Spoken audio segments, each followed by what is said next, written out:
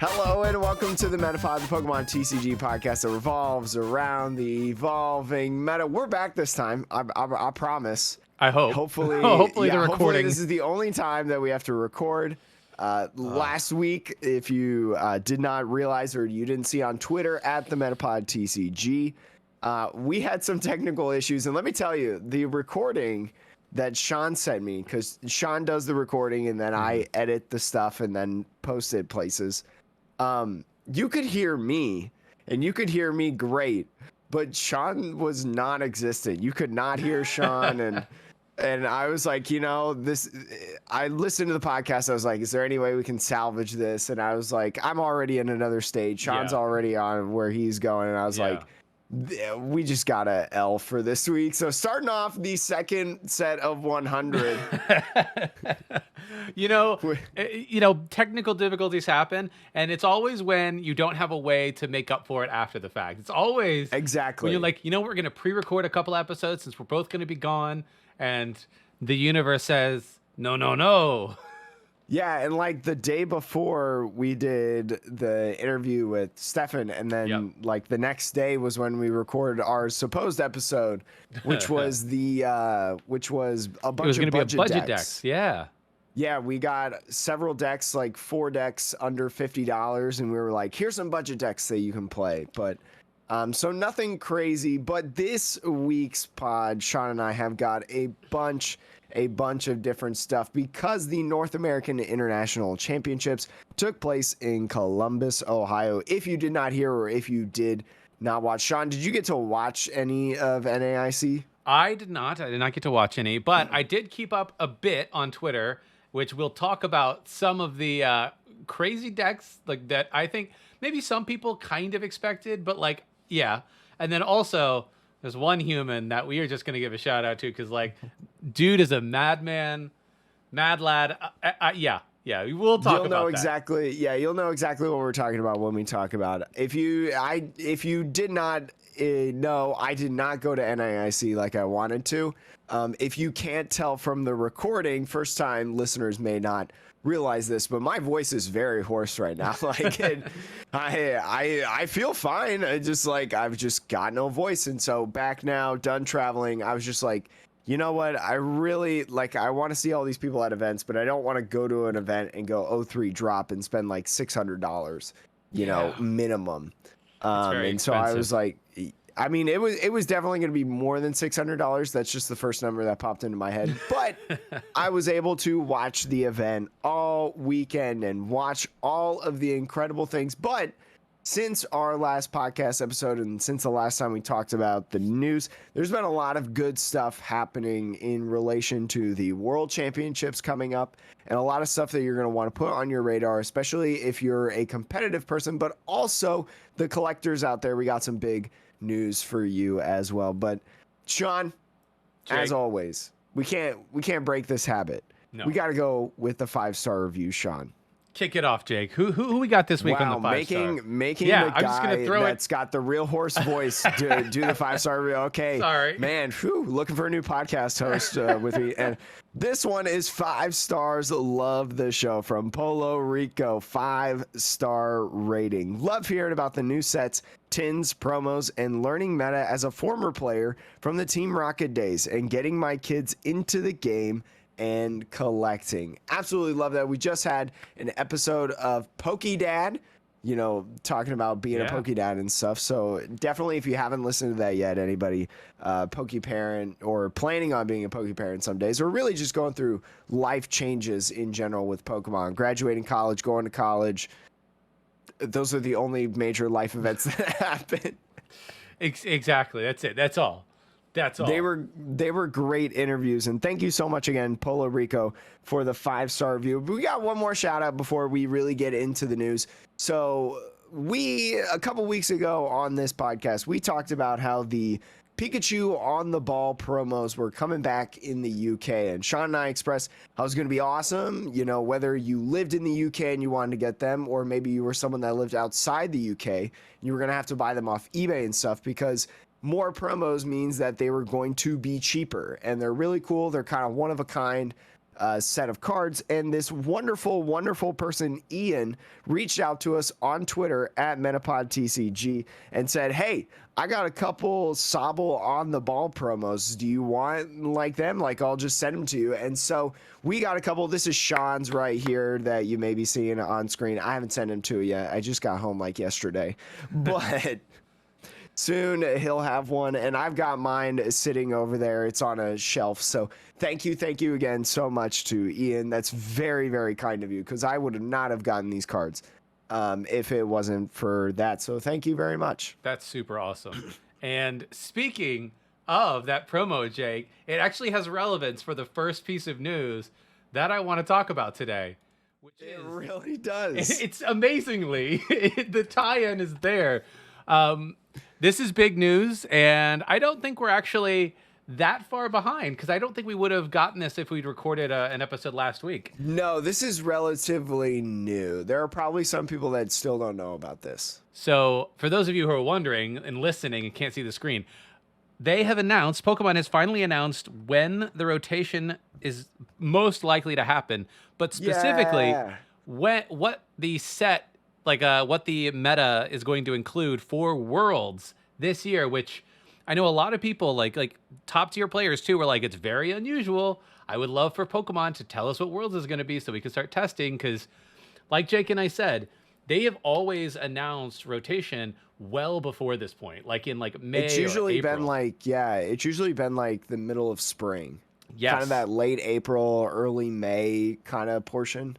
I think that's when we last talked about it last year on the podcast. Yeah. And because of that, I think you and I, at least I expressed, you may have agreed or not, but I think it was like, I don't expect them to rotate out some of these cards, because they haven't announced anything yet. And that's such a small amount of time for players to test. Also, it makes sense that they wouldn't rotate. So the news is that there will be no standard rotation this year for Worlds.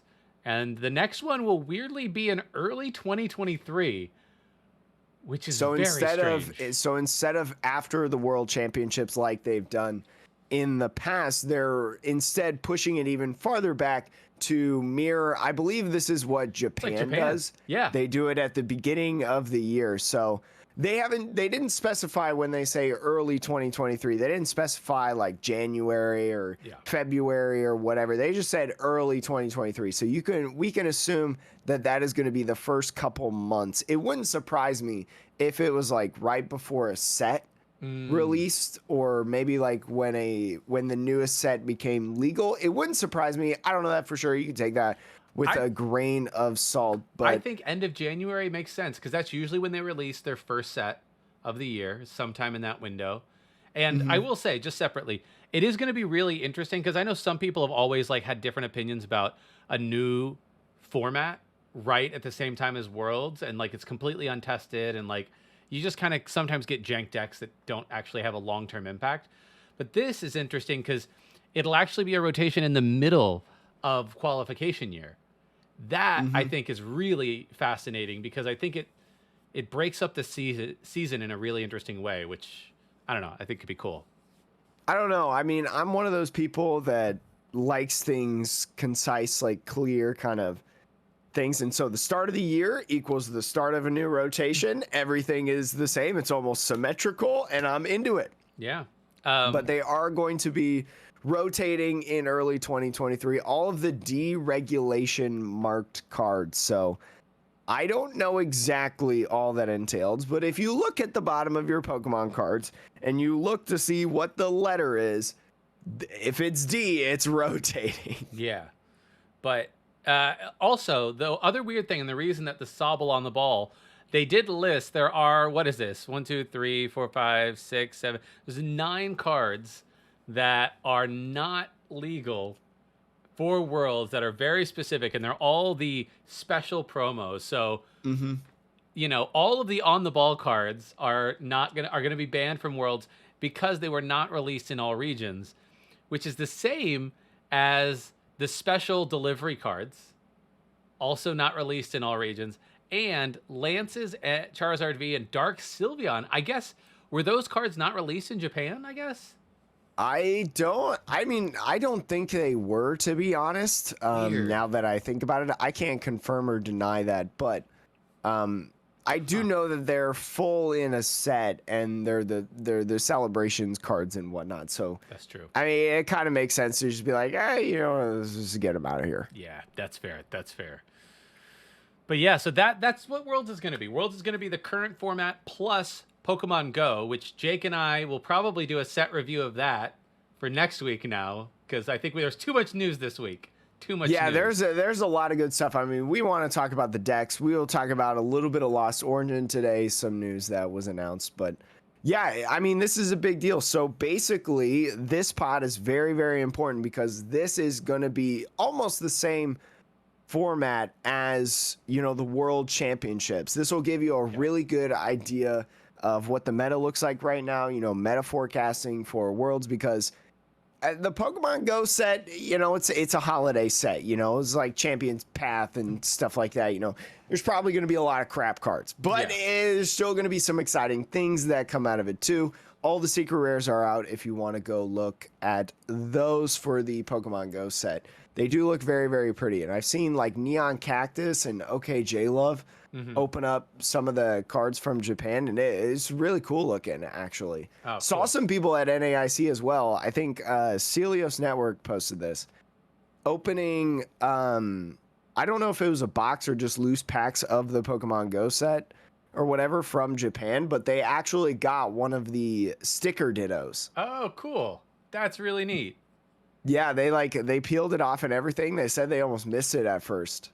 Yeah, I mean, I wouldn't surprise me. I think a lot of casual pack openers are definitely going to miss that if they don't know that the thing exists. It'll just be like interesting, weird, and then yeah, and I mean, it's not like a huge thing. Like the card doesn't weigh like a bajillion pounds or whatever. It's just a little indicator, like where the set is. It's just a little thing in the corner that has like a ditto. And so like if you miss that, or maybe you're flipping through the cards too fast trying to get to that ultra rare or whatever, that big hit, like you might miss ditto actually.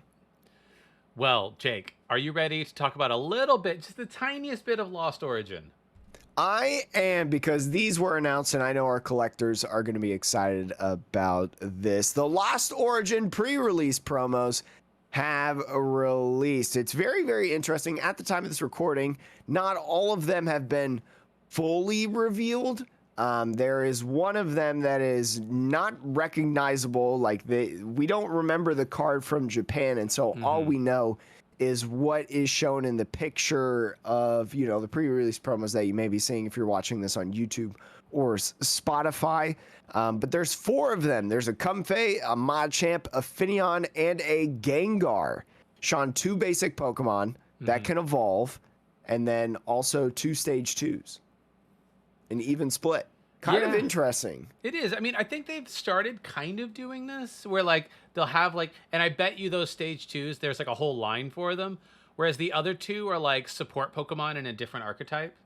The same way that like the Pyukumuku was like a basic, but I think that came with like a stage 1 or a stage 2. But yeah, it's interesting because if you look at the Comfey's design, I'm blocking it a little bit on the video stream, but they have these designs in Lost Origin. You may have seen a lot of cards announced on Twitter, people talking about them, which don't worry, in the future we will talk about how Giratina is going to be a tier 1 deck. I promise you that.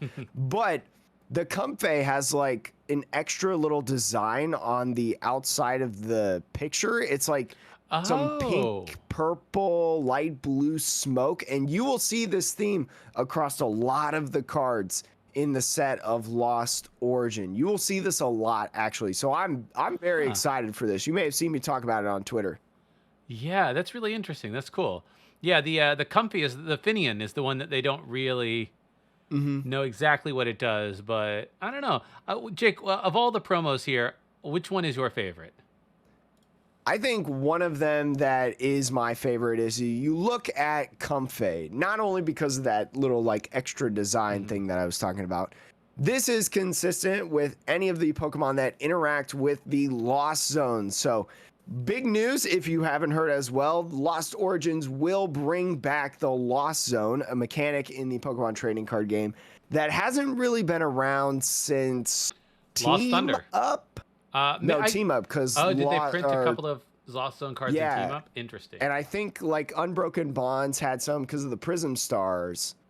Yeah, perhaps. Yeah. I think Heat Factory was from Unbroken Bonds. At least Tapu Koko Prism Star, the beloved card in Pika Rom, that was in Team Up. So I know that for sure. But anyways, since the Sun and Moon Day, since Sun and Moon has ended, there has been no Lost Zone interactions at all. And so this set is going to bring it back. Comfey's ability interacts with the Lost Zone. Once during your turn, if this Pokemon is in the active spot, you may look at the top 2 cards of your deck and put one of them in your hand. Put the other card in the Lost Zone. So very, very interesting. We'll talk about this at a later date, but a lot of the stuff that has to do with the Lost Zone is amount of supporters in the Lost Zone, amount of Pokemon in the Lost Zone in terms of dealing damage or using certain effects, things like that. So having a card like Comfey is very, very cool, in my opinion. Yeah. I mean, from an artwork perspective, I'll just quickly say Gengar. The Gengar on this is fire. It is such a good, it's such good art. Like, the framing and everything is amazing. It's just sitting there. It's center frame. Looks like it's going to try to come out of the artwork at you. Yeah. I also think Gengar is really, really cool because if you look at it in itself, it's a stage 2 Pokemon as usual, 120 HP, so not very big for a stage 2 Pokemon in the Sword and Shield era. It has the ability Netherworld Gate. Once during your turn, you may put this card from your discard pile onto your bench. So that's just an ability. That's an ability, just putting it on the bench. If you do, put 3 damage counters on this Pokemon. I don't think that's, like, you don't have to worry about that at all because, you know, so many Pokemon hit for 120, 90, whatever, very, very easily. Like, don't even worry about it. Like, I will gladly put a stage 2 on my bench for free, essentially. And then its attack for 1 psychic energy is Shrieking Circle. Put 2 damage counters on your opponent's active Pokemon for each of their benched Pokemon. So you can do 10, right? And 10 is not necessarily great, right? But, you know, when you get to put a stage 2 onto your bench for literally nothing, you don't even have to search it out. It just has to be in your discard pile. It's worth 1 prize. This could be an interesting kind of finisher Pokemon, especially for psychic decks. You know you're never going to start this Pokemon, right? And so if you have a deck, something like maybe Dragapult, I don't know if Dragapult's bad, but this is the first thing that comes to mind because it hits relatively low numbers. You have something that's very, very close to being knocked out. It only needs a couple more damage counters. You can use Shrieking Circle to really reach that next level, you know, to reach that KO, and you would only be trading 1 prize to whatever they have. I mean, if you're trying to knock out a Pokemon, it's probably a Pokemon worth multiple prizes like a V or VMAX even, you know, VMAXs are still a thing, which they are. We'll talk about later. I mean, Jake, my main thing is you have a Pokemon that is protected, right? It's in the discard pile. So unless there's a new Lost Zone mechanic that gets rid of it, which maybe there is, but and a Giraffe Rig. Sure. Yeah. But like you have a Pokemon that is protected in the discard pile, but is effectively on your bench if you leave a bench spot, and it does 100 damage, you know, potentially up to 100 damage for 1 energy, and all you need is a switching card. I mean, like, if you really think about just as pure simplicity, value, like, there's a lot of decks where if you want a single prize Pokemon to do 100 damage for 1 energy, either you have to find it, put it onto your bench, and switch in the same turn, or leave it on your bench and hope it doesn't get gusted up or whatever.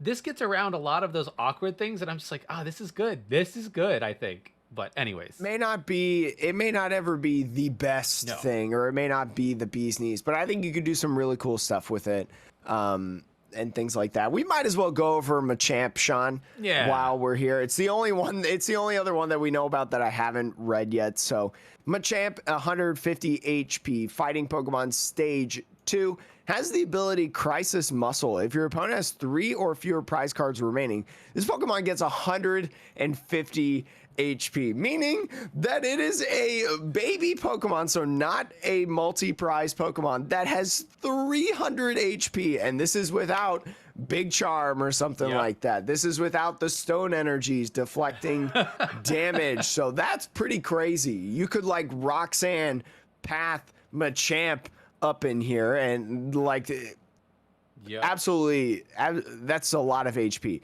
Fighting is its attack. Strong Arm Lariat, 100 plus damage. You may choose to do 100 more damage. If you do during your next turn, this Pokemon can't attack. We've got Cross Switcher in the format. We've got Escape Rope in the format. We got Switch Card in the format for a little bit longer, actually. Switch Card has not been reprinted outside the D block, so maybe early 2023 is when Switch goes. But anyways, we have a lot of switching effects, so I mean, don't really worry about that too much, I would say, but I don't know, kind of cool. It sucks that it's a stage 2 though, but 200 damage. I mean, you're one-shotting a Arceus, you're one-shotting a, are you one-shotting the flying rat? I don't want to spoil it yet. Are you one-shotting? Is that a fighting week or a lightning week? Let me look it up. Check. I think, I don't actually know. It probably is fighting week, but who knows, honestly. I have this like weird feeling. But anyways, it's a very, very interesting card in my opinion. I really, really like these pre-release promos. It is Lightning Week, by the way. Oh, weird. Yeah, I knew it was kind of weird, but kind of weird. Anyways, very, very cool. The Finneon, again, we do not know. There's a little bit of it. I mean, you would use it for its ability, but we don't really know exactly what the ability is. It has to do with the Swim Freely attack, which I don't know any Pokemon off the top of my head that have that attack, but maybe in Lost Origin a Pokemon will come out with that. But yeah, Sean, let's get into what everybody is wondering. NAIC, the North American International Championships, happened this weekend. Sean, it was thrilling. It was exciting. And I was actually at the last NAIC that happened in 2019, the summer of 2019. I went there as a spectator. And so I didn't know the stream of NAIC. And let me tell you, it's a step up in production compared to regionals. And shout out to Boo Frosted Caribou, had their first ever casting time. Shout out to them. I know they were very, very excited in that. And all the other excellent casters. I know Skarzig did their first IC casting. They've done a couple regionals so far this season. But anyways, going into the standings, it's very crazy, Sean, because in this, there was no Mew within the top 16. There was one Mew within the top 32. So absolutely wild, Sean. We know that Mew VMAX is a very, very good deck. We know that Mew VMAX is probably a deck that can get you a safe entry into day 2 if you've piloted a lot. You know the deck very, very well, because that's how strong it is. But we've really started to see Mew VMAX fall off. You know, it was super high at the beginning of its tenure, you know, when it was introduced with Fusion Strike's release and legality, but slowly but surely it's really starting to drop down, Sean. I mean, why? You watched a lot of it, right? Was there a specific reason? Like, obviously, I will say this, I'll preface it. There's a lot of Palkia in this top 32. Yes. Which is something. And then also there's a lot of Arceus V-Star Inteleon things. So like, but what about this current lineup of things made Mew VMAX maybe less likely to get into top 16 or even top 32? I think it's just Origin form Palkia V-Star for the most part. I think Palkia has kind of a good matchup against Mew VMAX because Mew VMAX loves to fill up their bench, right? They absolutely love just filling it up and doing Genesect 18,000 times.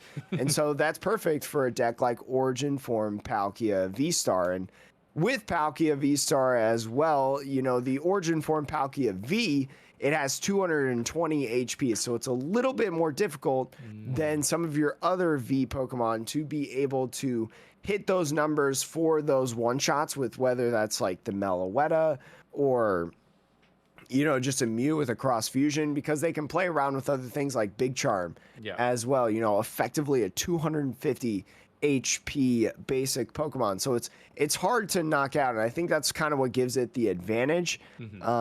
In terms of that matchup. Have I played any games of it myself? No, I've just watched. So that's what I can gather with it. But as Sean alluded to, Origin form Palkia V-Star really dominated. It did not win the event, though, Sean. That little flying rat right there, we alluded to it earlier. But, Sean, what ended up winning the North American International Championships? So, Azul Garcia Griego, Azul GG, which many of our listeners probably know him as, won the tournament. I think this is his first IC win.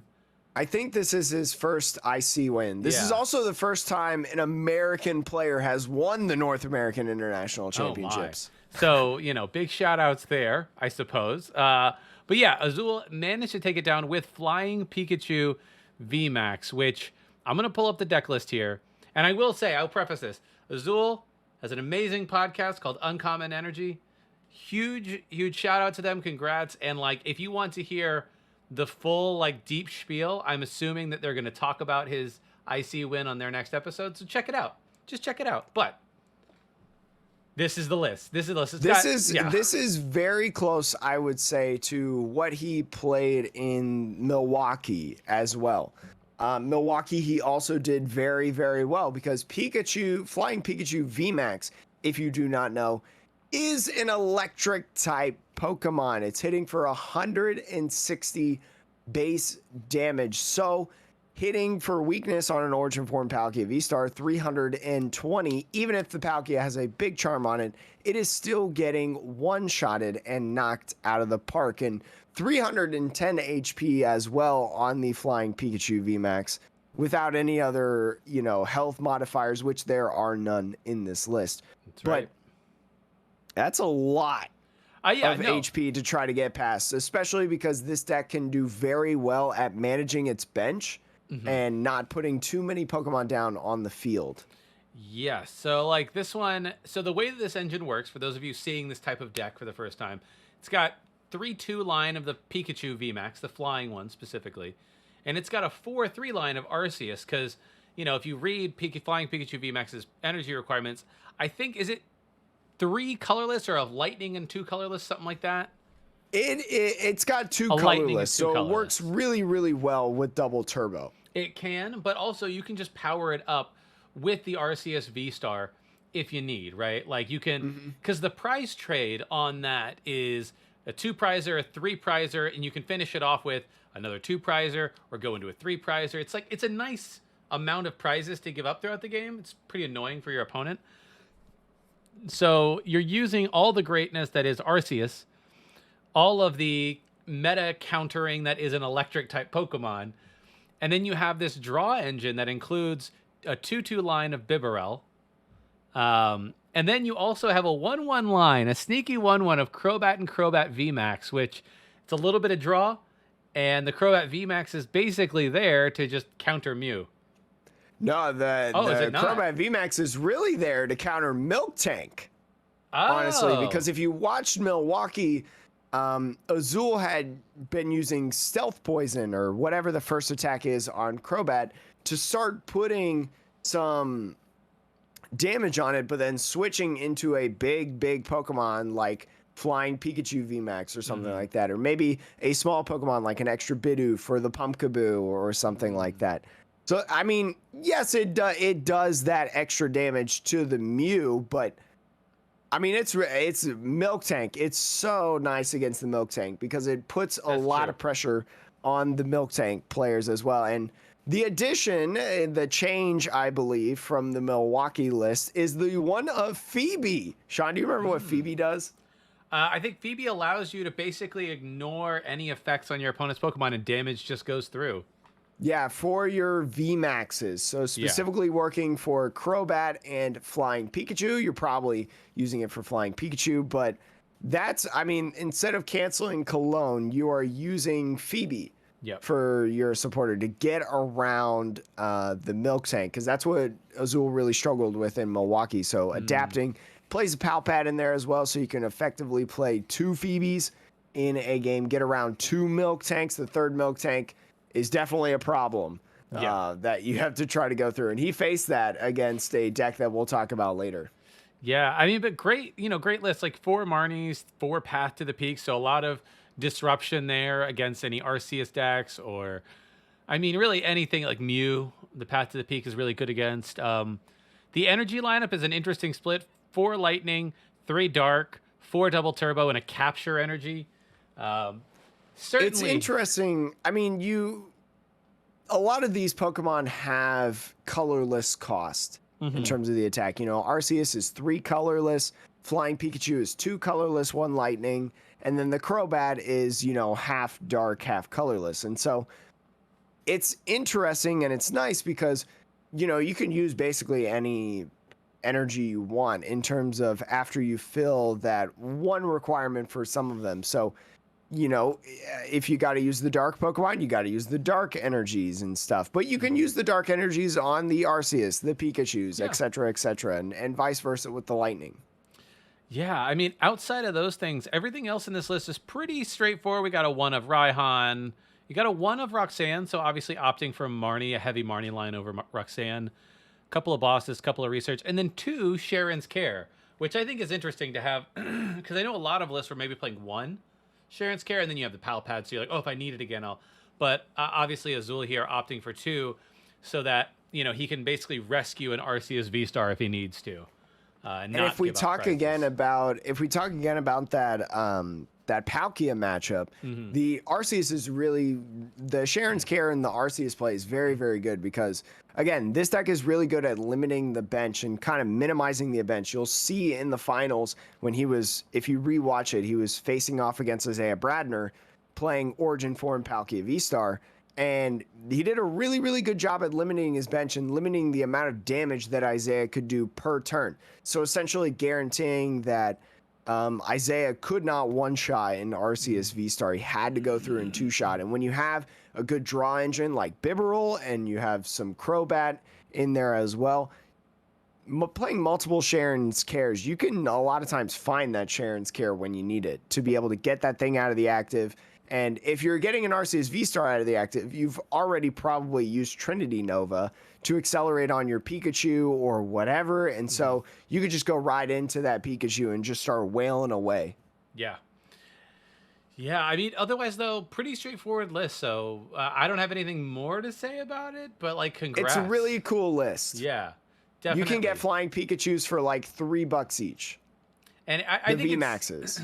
I don't know if, like, a Pikachu-based deck, I guess Pikarom did win some big events, so maybe. Pikarom was very, very good shot. But this time Pikachu didn't need a partner. It didn't need a Zekrom. It was just a Pikachu. But it had like Arceus as a partner. There's another card, but it didn't need it on the same card. Like Pikachu can just shine on its own. That is true. That is true. But a very, very cool list. A very, very good list. I would love to build this list if it didn't have so many Arceus in it, because even though I have 1, there are still 2 more that I need to get, and that's like $50+ right there in just the V-Stars. But Sean, let's look at the second place list. We've talked about this deck already a couple times. The Origin Form Palkia V-Star that really dominated the North American International Championships, piloted by Isaiah Bradner. Isaiah going into his 3rd straight North American International Championship finals. Sean, 3 years in a row. If you remember, longtime listeners in the Metapod will know that we actually interviewed Isaiah in a previous episode. I wish I knew what number it was off the top of my head, but I didn't do my research beforehand, so go look for it. Anyways, he is a recent Masters player. He actually just jumped up this season from the seniors division. And so the last 2 North American International Championships, he was playing in the seniors, and he was in the finals for both of those. So continuing his streak with a very, very good deck, Sean. Yeah, this one is Origin Form Palkia. So the top tier representative, I guess, of what most people expected to be the best deck going into this tournament, and what proved itself to be on a whole the best deck.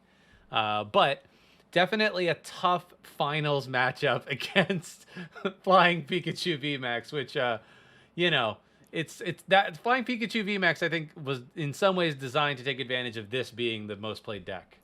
He was able to take a game off of Azul in the best of 3, and then I know in the third game he was so close. He just needed, I believe it was to find the V-Star, and he probably would have had the game on lock, but he whiffed the V-Star on a big draw. So unfortunate, but excellent play from an excellent player. With Origin Form Palkia V-Star, you are going to want to fill your bench with a bunch of Pokemon. You have a couple other damage modifiers, you could say, with the Choice Belt. You have, you know, also an Echoing Horn as well to put a Pokemon back on the bench to kind of modify your damage, as well as a little Zigzagoon with that headbutting tantrum over there to get that one more damage counter. And a lot of lists, you'll see this across a lot of the top Arceus lists now, playing for Iridas. Irida is considered a very good card now, especially when you have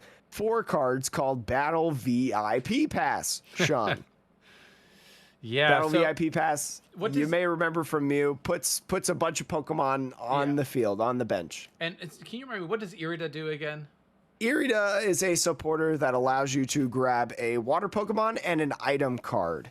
So you can grab your Origin Form Palkia V to set up in the game. You can grab a Radiant Greninja. You can grab Battle VIP Pass, Capacious Bucket, Level Ball, Cross Switcher even. We saw a lot of plays for Cross Switchers in this one, and really just allows you to do a lot of different things in a lot of different situations. Very good card, Sean. Yeah. Yeah, no, it's like, it's a cool deck. It's like, it's only running 2 stadiums, 1 training court to get some water energy back, which I think makes a lot of sense against the Miltank matchup, especially because this is one of those decks that you actually do have a few Pokemon that can actually hit back.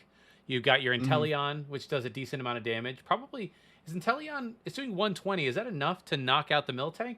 It is, but a lot of Miltanks are playing Cape of Toughness, so unfortunately not enough in that aspect. But you know, you are playing a Tool Scrapper in your list and your Shady Dealings deck, so like you can get rid of those. And the Radiant Greninja also can do some like little bench snipe damage to those decks. So got ways to get around the you know, wall stall mill deck, and then just a generally really good deck for cross switchers. So heavy on the cross switchers. And yeah, everything else, the Echoing Horn, the one of is nice. What is that one over there? Is that the Heat? It's the Hisuian Heavy Ball. Oh, yes. Okay. Yeah, a card that I keep hyping up because it's good, Sean. You know, I love me the Hisuian Heavy Ball, allowing you to find a Pokemon out of your prizes, help set up your game plan. Yeah. But yeah, no, it's a good deck, pretty straightforward. You know, as Jake was saying, if you want, you can always go to the YouTube channel for the Pokemon TCG, or no, Twitch. Well, you could go to the Twitch or the YouTube channel when it gets uploaded. The Twitch, it'll be harder to find because you got to go through the whole stream of that day. But eventually they'll put on the matches specifically by itself on the YouTube channel. But very cool. You know, very interesting of a match. Very strong deck. Isaiah, very good player. We've had him on. So excellent. And I can't wait to see him at Worlds and what he's playing. But you know what I can't wait to talk about, Sean? Yes, the most confusing deck of the NAIC in terms of how does this work? My man came out to the North American International Championship. Sander, the man, the myth, the legend, the control mastermind, top 3, got 3rd place overall with Mewtwo V Union. Sean, a V Union getting top 3 at the North American International Championship. Sean, do you even know what Mewtwo does? So I did do a little homework before this one, Jake.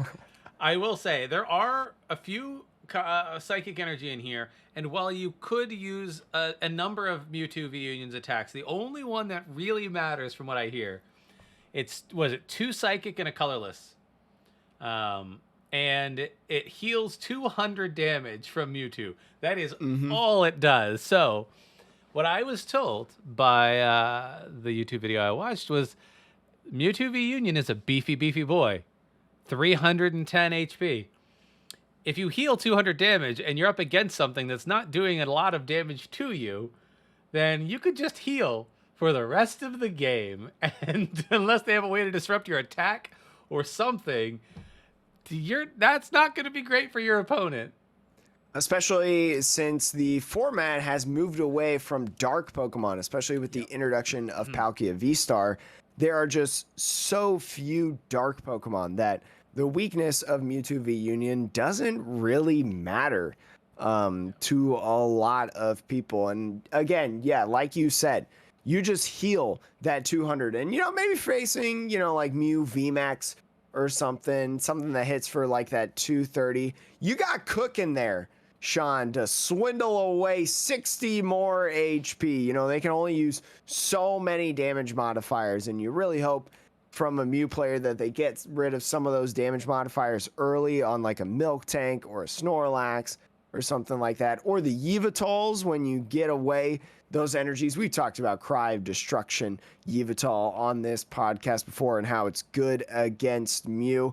Very, very cool. But Sean, did you know that there's an infinite loop in this deck?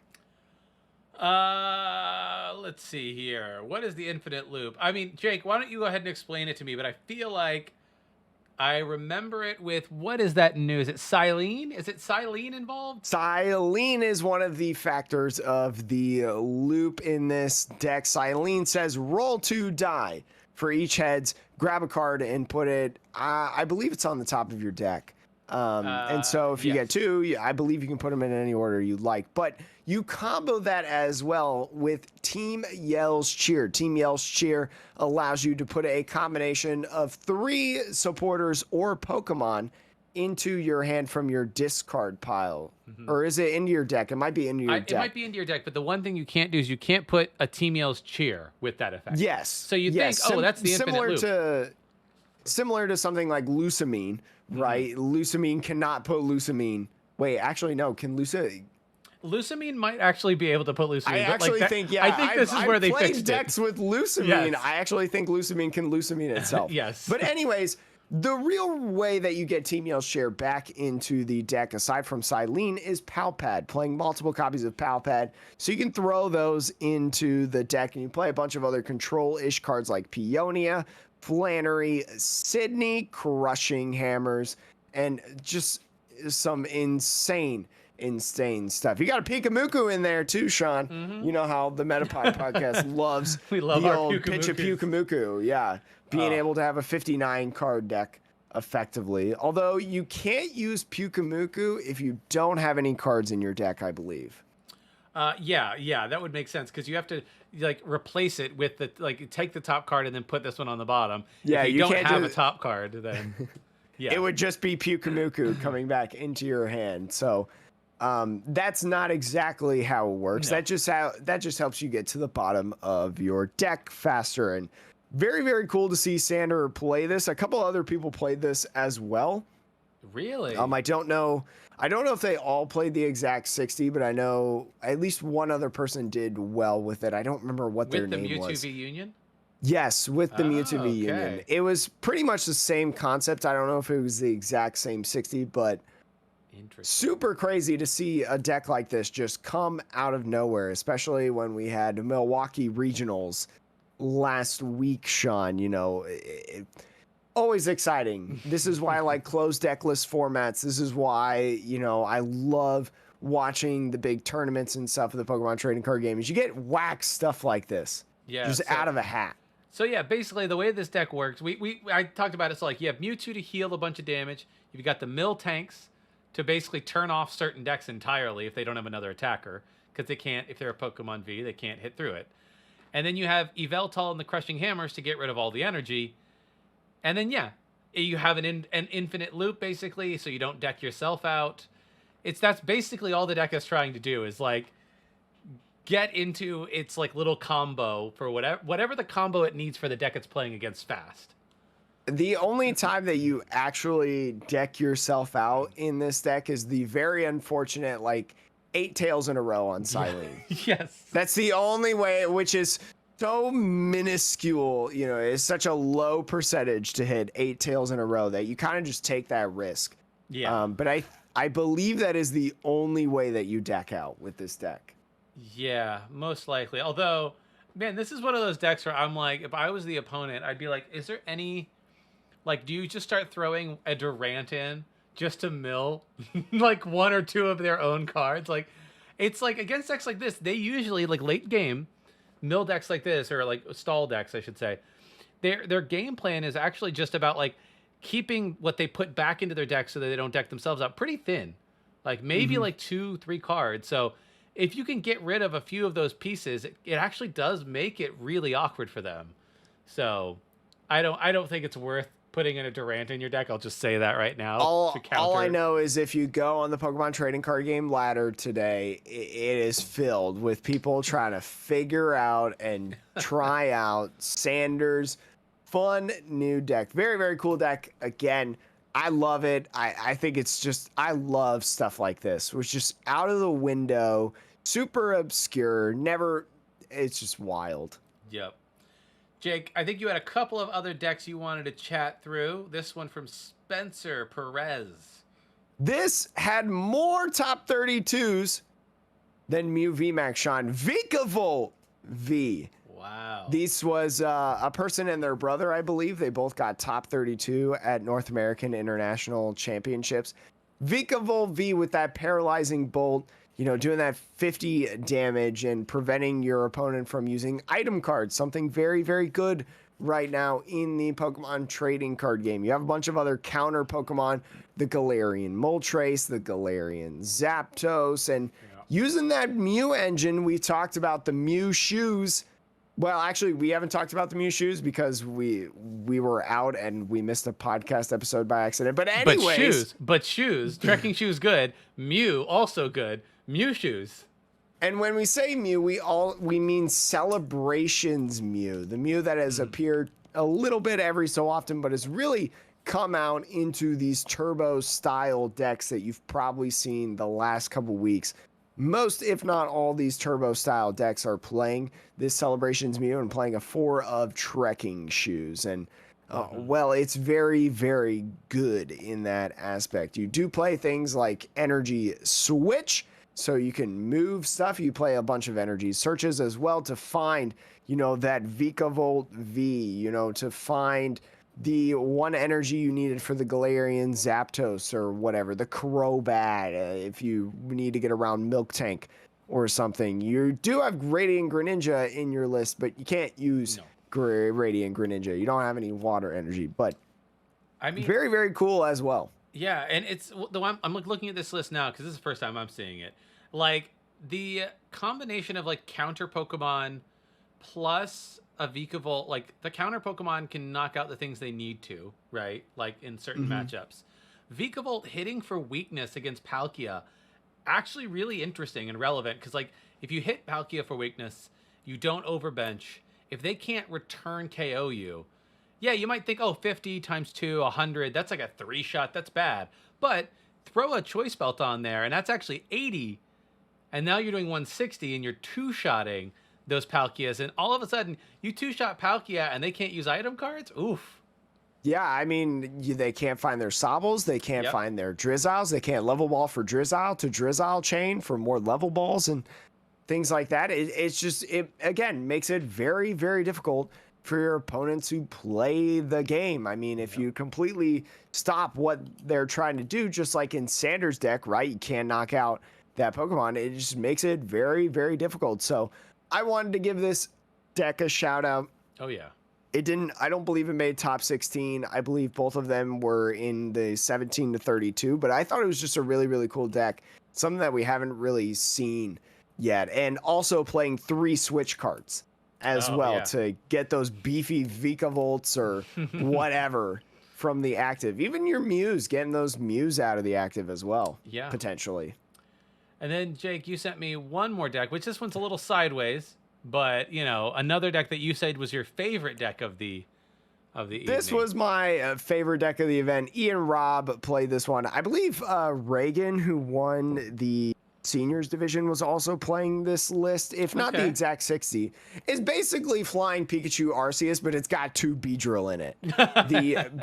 And that's what makes it my favorite, because it's just something else really, really cool in this list. And it's only a 4-2 Arceus V-Star line. So that's one less Arceus V-Star that I have to buy. So I'm into this list. And this one playing also the Inteleon engine.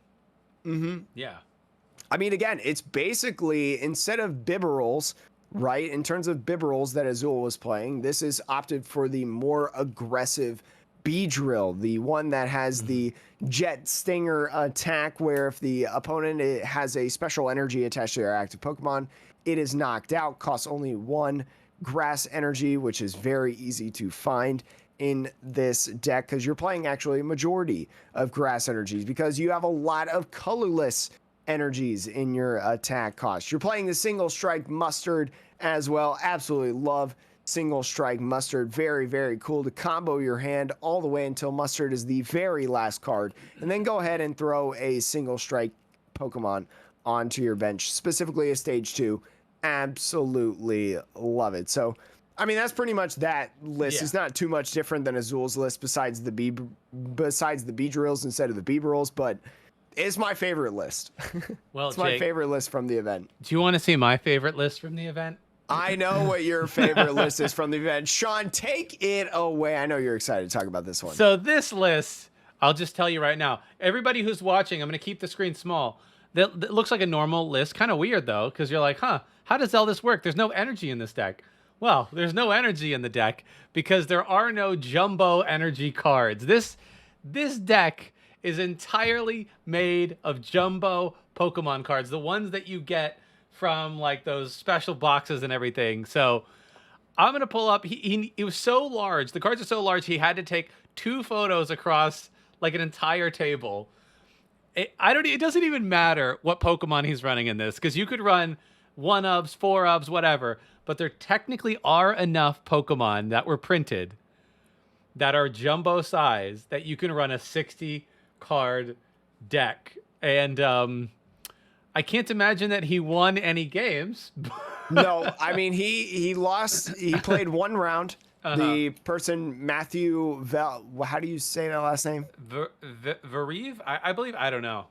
Matthew only played 1 round. The first round he lost. The second round his opponent scooped, so then they could go to a game 3. And then third round he lost. But he got deck checked as well, because word got around that some dude was playing with jumbo cards.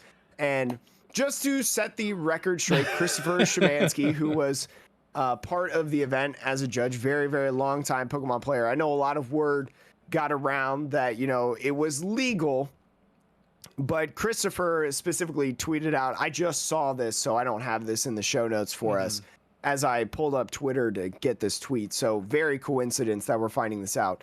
Despite the person who ran hard with the claim that the oversized cards were confirmed to be legal or whatever, the NAIC ruling that I'm most able to comment on is this one. Probably a firm no, not legal, but we didn't get to a full answer before the person dropped from the event. So Matthew's plan the entire time was to just play round 1 with these jumbo cards and then drop after round 1. That was his plan the entire time. So unfortunately, we don't get an actual answer to whether it is legal or not, but we can pretty much guarantee that if you roll up to Worlds with 60 jumbo cards, it will not be legal and you will get DQ'd. Yeah. Well, I was thinking about this because also you can't sleeve the deck. The deck is by nature unsleevable because there are no opaque sleeves for this card. And I believe, and I could be wrong, but I believe that you actually have to. Do you have to run your cards in sleeves, right? Like that I actually might be don't a know rule. the answer to that, but I will say that with a lot of jumbo cards, because you know they're printed in those boxes and stuff, and they're not really meant to be kept pristine. They don't come with the printing and boxing quality as cards that you get in a pack usually would. So a lot of the cards could be considered marked because of various packaging and whatnot. I believe in the thread that Matthew had, he said that he might be able to do, but I mean, you see no energies right there. You're not doing anything. Probably, but it might not be legal, and you're probably not going to win. Yeah, but it was very, a great very cool. Meme. It was like, this reminds me, there was a Yu-Gi-Oh meme years ago where Yu-Gi-Oh did not have a rule for the size of your deck, like how many cards. And as a joke, this crew rolled up with a 2,100 card deck. It was like in a box that was like, you can't even see it on screen, but it was a box that was just enormous. And I'm gonna have to look this up. It's a good video that talks about it. But yeah, they got to play in the event, and then they had to change the rules to say that the deck needs to be shuffleable in like 2 hands, because that you could not shuffle the whole deck because it's like impossible. So like Shay hot what's his handle now? He changed it from Slowpoke. Is it Hot Chalk PTCG?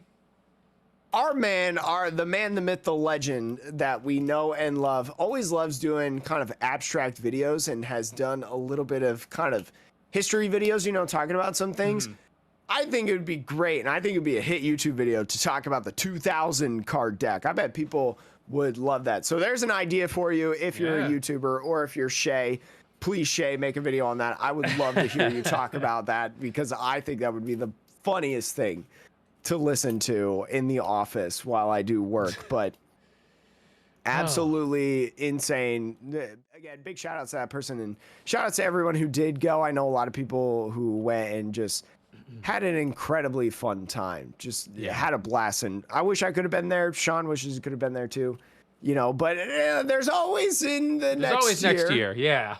When we're big and famous and our only job is doing the Metapod podcast, because we have so many lovely, lovely, lovely, excellent listeners, you'll be able to see us. And so hopefully we'll be able to see you all soon. But Sean, is there anything else that you want to mention? No. I mean, I guess, do you want to do a quick prediction for Worlds? Quick prediction for Worlds. Since we know what most of the format is, sans maybe Mewtwo V-Star, basically. Ah, boy. I kind of think that Palkia is gonna win. You think Palkia is gonna win? I don't want this to feel like a cop-out answer, but Palkia is just really good. It's really hard.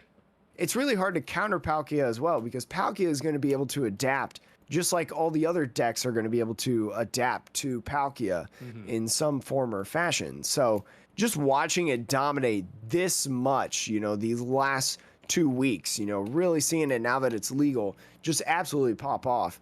I feel like Palkia is going to win. It's either going to be that or Sander. Like, one of those two is going to win Worlds. I will say I will be interested to see further develop, because I believe like Palkia is obviously great in Japan, and I think the fact that Flying and Surfing Pikachu both had success in Japan, that preceded its success, in the West. So I think, though, if you have another month and a half where there's no major tournaments, so people can kind of homebrew some stuff, that might be interesting.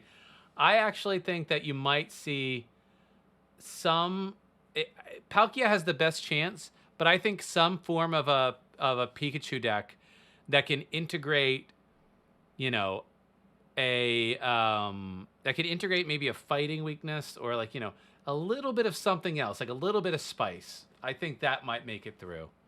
I mean, it's interesting because, you're right. Flying Pikachu did have results in Japan, but Azul was like one of the only players playing Flying Pikachu in those top spots. So it was a deck that I think a lot of people kind of didn't really have on their radar. They may have known, he did well in Milwaukee with the list, but, not well enough to be like, okay, really got to counter this Flying Pikachu, And so maybe now this is the point where people start countering it. This is maybe the point where maybe people say, you know what? Maybe we just let it keep going and we just worry about everything else. I will say Flying Pikachu is a victim of its own success, the same way that Mewtwo was, because it's weak to itself. Yeah, it's weak to lightning type Pokemon because it's flying, Sean. Flying I Pokemon know. are weak to lightning. So I think maybe the surfing Pikachu is the same way. No, I think the surfing Pikachu is also weak to lightning. I'm like look that pretty up. sure. I feel like You're surfing gonna have to Pikachu was fact weak. check me, Sean. I feel like surfing Pikachu was weak to fighting. You know what, Sean? I Let's will look it up. send you an on the ball Sobble if it's not weak to lightning. I've got this on the. I'm holding it hostage for you. Surfing Pikachu VMAX is weak to fighting. Oh, never mind. I'll send this on the ball Sobble to you. Anyways, thank you so much for listening to the Metapod podcast, the Pokemon TCG podcast that revolves around the evolving meta. Hopefully my voice wasn't terrifying to hear, and hopefully you enjoyed our commentary on these decks. We're back in action. We've got a lot of stuff. Pokemon Go set coming soon, Sean. We'll see you later.